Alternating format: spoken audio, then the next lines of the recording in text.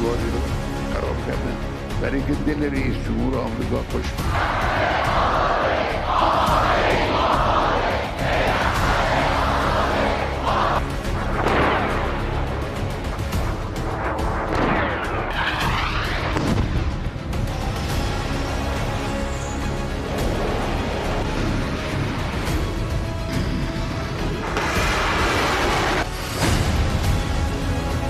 दिन दहाड़े हमले को तैयार ईरान, खामनेई का तख्ता पलट करेंगे ट्रंप। دیواری رو خراب کردن برای که دل رئیس جمهور آمریکا خوش ईरान के सुप्रीम लीडर 86 साल के अली खामनेई ने 18 घंटे पहले तेहरान में जो तेवर ईरान की जोशीली जनता के सामने दिखाए, उसने राष्ट्रपति ट्रंप और प्रधानमंत्री नेतन्याहू के होश उड़ाकर रख दिए। खामनेई ने एक तरफ ईरान में मारे गए हजारों प्रदर्शनकारियों की मौत के लिए जहां ट्रंप को क्रिमिनल तक कह दिया, वहीं खामनेई के सामने ही ईरानी जनता ने फारसी में ही अमेरिका इजराइल का नाश हो, काफिर पाखंडियों का नाश हो जैसे नारे लगाए। इधर खबर ये है कि ईरान को अमेरिका और इजराइल के भीषण हमलों से बचाने के लिए अब रूस और चीन ने भी एड़ी चोटी का जोर लगा दिया है। लेकिन इस पूरे बदलते घटनाक्रम की शुरुआत हम करते हैं अमेरिका के राष्ट्रपति ट्रंप और ईरान के सुप्रीम लीडर अली खामनेई के उन तेवरों से, जो चीख चीख कर कह रहे हैं कि जंग तो होकर रहेगी। جای دیگه یه مش تخریبگر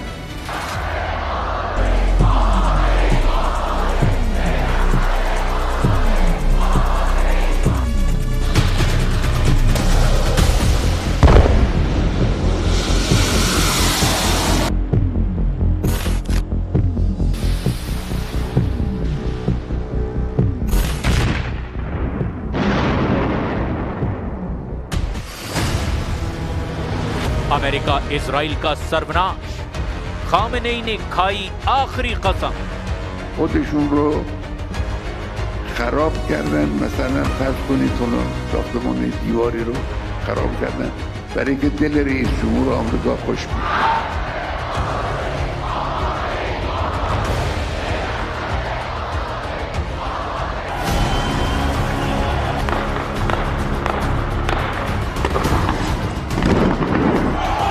इसमें कोई शक नहीं कि 28 दिसंबर 2025 से ईरान में शुरू हुए हिंसक प्रदर्शनों ने खामनेई शासन पर बहुत बड़े सवाल खड़े कर दिए हैं।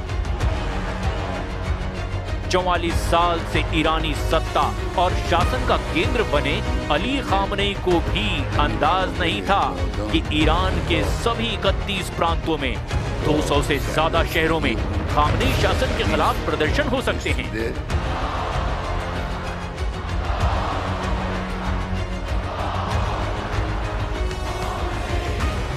IRGC का हिंदी में पूरा नाम इस्लामी क्रांतिकारी गार्ड कोर यानी इस्लामिक रिवोल्यूशनरी गार्ड कॉर्प्स है।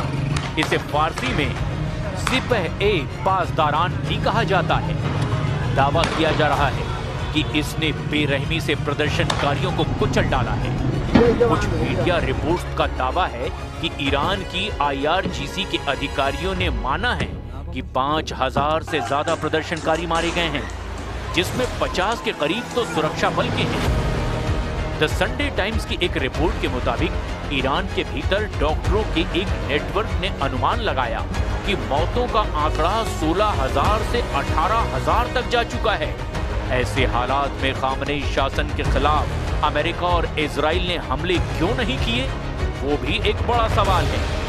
लेकिन कुछ रिपोर्ट्स में दावा किया गया कि ईरान ने अपने जंगी तेवरों से अमेरिका और इजराइल को बैकफुट पर धकेल दिया।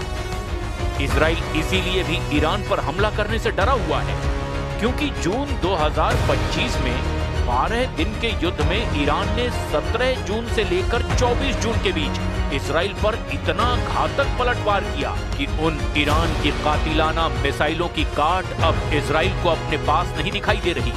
वो तो ट्रंप ने आखिरी वक्त पर ईरान पर दबाव डालकर युद्ध रुकवा दिया, वरना इजराइल की राजधानी तेल अवीव का हाल भी गाजा जैसा हो जाता। और यही वजह है कि ईरान के सुप्रीम लीडर अली खामनेई ने दहाड़ते हुए राष्ट्रपति ट्रंप पर ऐसा हमला किया कि ट्रंप भी सकपका गए। अब मजबूरी में ट्रंप भी ईरान के सुप्रीम लीडर पर तीखे हमले कर रहे हैं। जरा दो तस्वीरों के जरिए देखिए कि कैसे दोनों एक दूसरे पर अब वार पलटवार कर रहे हैं। मुजरिम मीदानी हम बखातिर तलफात हम बखातिर खसारात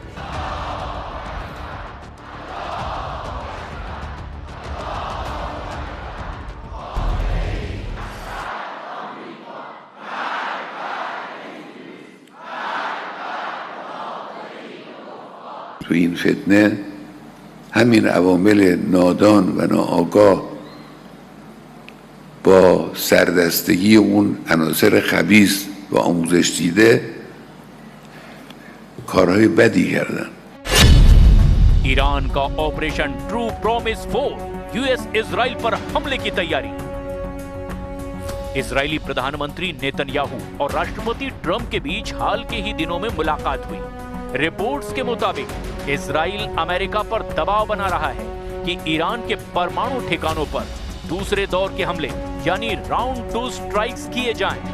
ईरान का आरोप यह है कि प्रदर्शन इजराइल और अमेरिका की खुफिया एजेंसियों की बड़ी साजिश के तहत ईरान में हो रहे हैं और ये हिंसक प्रदर्शन उन्हीं के इशारे पर हैं। लेकिन साथ ही साथ ईरान ने अपनी जंगी तैयारी में भी कोई कोर कसर नहीं छोड़ी है। आप जरा देखिए, ईरान का ऑपरेशन ट्रू प्रॉमिस 4 अगर इजराइल और अमेरिका के खिलाफ होता है तो ईरान कौन कौन से मिसाइल और हथियारों का इस्तेमाल कर सकता है।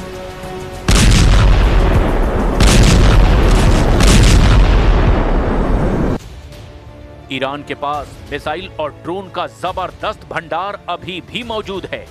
ईरान के पास बैलिस्टिक और हाइपरसोनिक मिसाइलों की जो रेंज मौजूद है वो इजराइल पर खास तौर से बेहद भारी पड़ सकती है।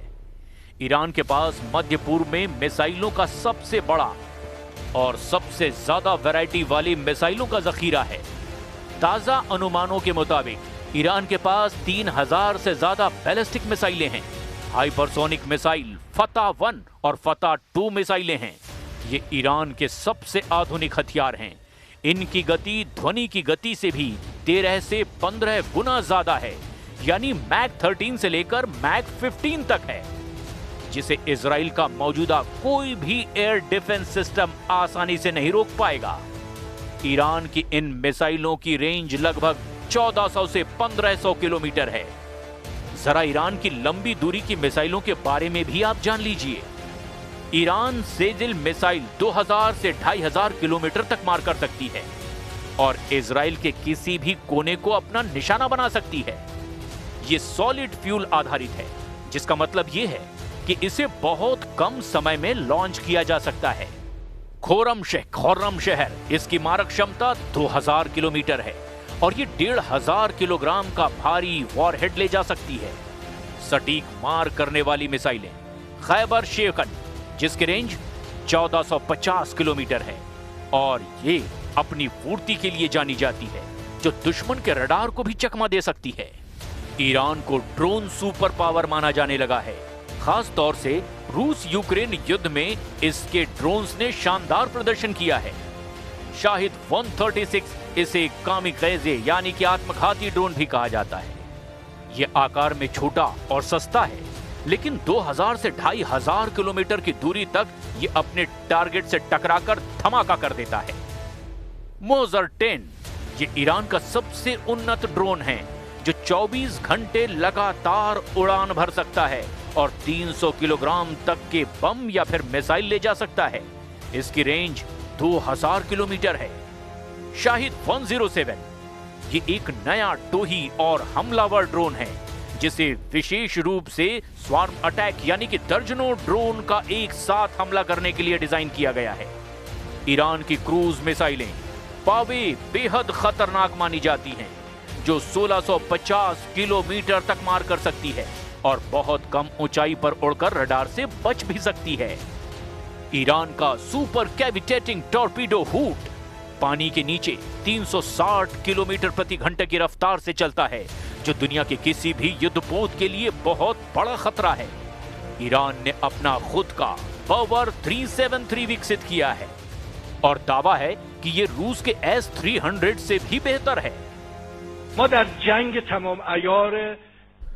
We are engaged in a full-scale war. Right now, the enemy has placed most of its hopes on knocking us down through economic pressure. You cannot conquer a nation with bombs, fighter jets, or missiles. To defeat us, they would have to come and face us on the ground. And if they were to confront this nation on the ground, if we remain determined, united, and committed to working together to make our country proud, it would be impossible for them to bring Iran to its knees. अब देखना ये होगा कि अगले 24 घंटे से 48 घंटे के अंदर ईरान और अमेरिका इजराइल के हमलों से निपटने के लिए आखिर क्या-क्या करते हैं।